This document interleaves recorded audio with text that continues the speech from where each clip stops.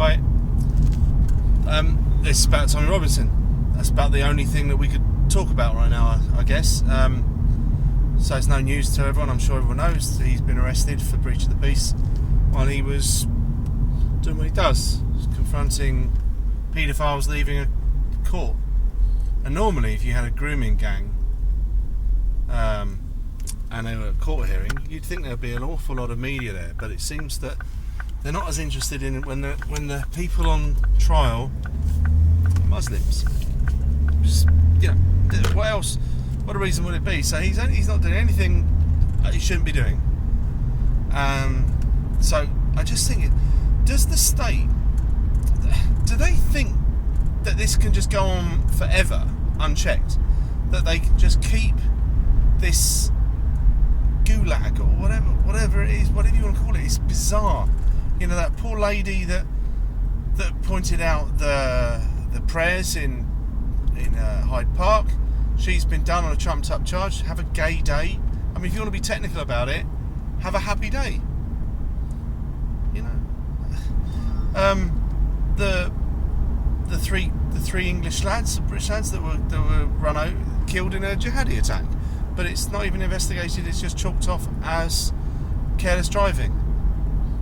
So is that the new normal now? Is that it? Is that what we expect? So when 100 people witness someone shout Allahu Akbar and start slicing throats in the street, are they gonna come up with some other explanation? Or, I mean, how long can they keep doing this before the reaction is a revolt by the masses? I mean, I don't want that. I'm not going to do that. I'm not going to be in the street being violent. I'm not into it. I'm just not a fighting man. But my way of fighting is this. Just trying to be one of these community of people that have seen the truth and want to help their country. I want to get our country back to a place where we can moan about mundane crap again.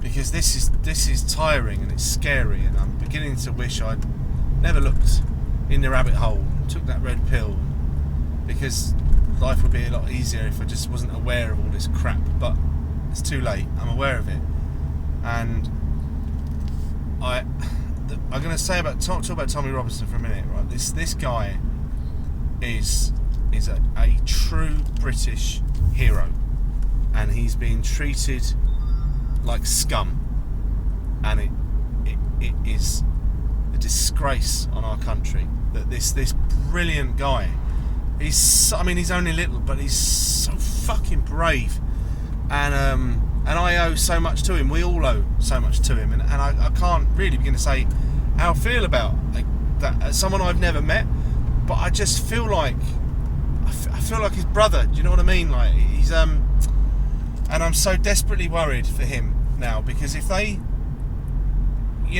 these police chiefs are sitting there twisting their moustaches and thinking, yes, well, we'll just put this oik in a nice Muslim population prison, and let's not segregate him, let's just leave him in population, see what happens. I mean, if they do that and harm comes to him, serious harm or worse, grave harm, they've made a martyr, and the reaction could be very, very bad. If anyone, state, you watch stuff like this is not me saying that I want that to happen. I desperately do not want that to happen. But you are going to put the regular British people into a corner where there's no fight left. The only thing left to do is to fight, and it could be a bloody civil war. I think the only way to avoid it now, because the police and the state, they're doubling down, they're committed. There's nothing else they can do, so that they can only do what they're doing. That's what dictatorships do, right? Until they're forced out.